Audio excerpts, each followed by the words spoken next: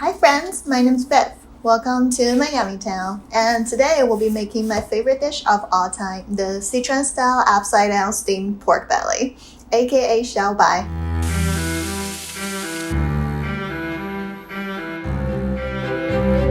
What I love about this dish is the wonderfully tender and gelatinous texture along with its lusciously savory flavor that goes so well over a simple bowl of white rice. Or if you want to step up your dinner game, fried rice. Let's take a quick look at the ingredients. For easier understanding, I have bundled up the ingredients in 3 parts: the pork, the marinade, and the fermented mustard mixture. The best kind of pork belly for this dish should have interlaid fat and meat layers, like for example this one. I use a grocery delivery service here in Chicago and tend to get pork belly strips of a wide range of qualities. I eventually learned to buy 3 to 4 pounds at a time and separate different quality strips for different dishes, following a general rule that the lesser quality of the meat is, the lower size or shape requirements the dish should have for the meat.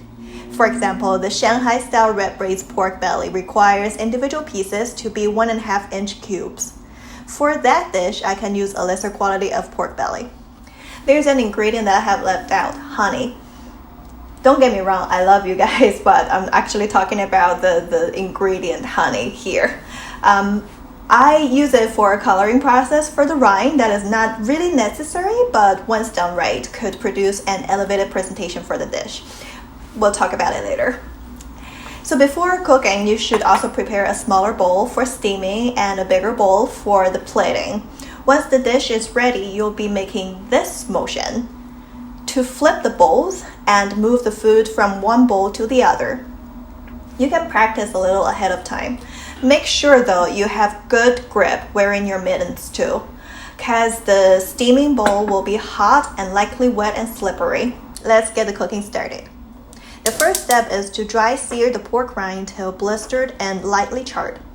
This process together with the next step helps soften the rind and create the wrinkly look in an ideal presentation.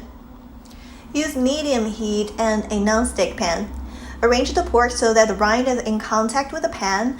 Cover the pan up because it'll get pretty smoky pretty quickly.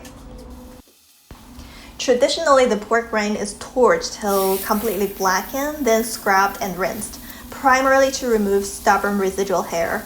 The blistering in the traditional method is done through carefully monitored low-temperature frying. Both these steps in the traditional method have higher equipment and skill level requirements and can be avoided by getting well-cleaned pork belly and using this searing technique. Watch for this amount of smoke escaping the pan and look for the golden brown color, charred spots, and blisters on the pork rind. And you'll know the pork belly is ready for step 2, boiling. Add filtered water to pan to just cover the pork.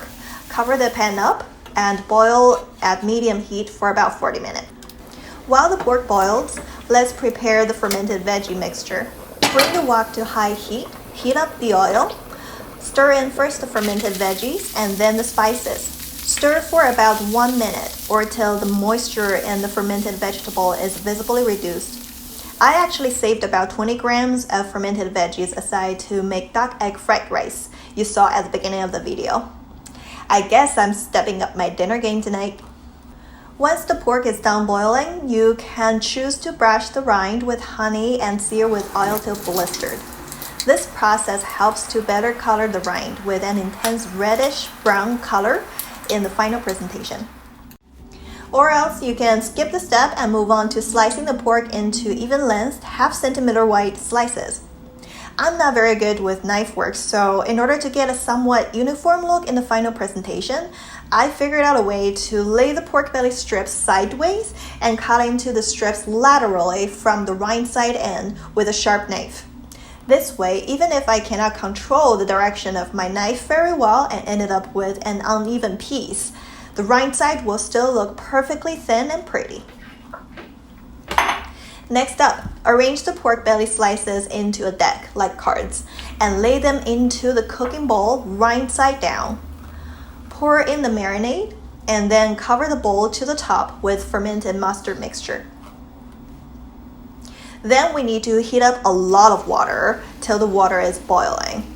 And we put the bowl in to steam on medium-high heat for 2 hours.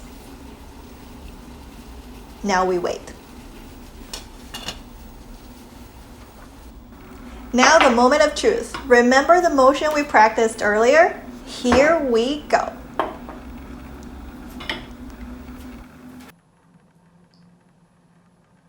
Thanks for watching, my fellow foodies. I'll be having pork belly and duck egg fried rice tonight. Are you having the same?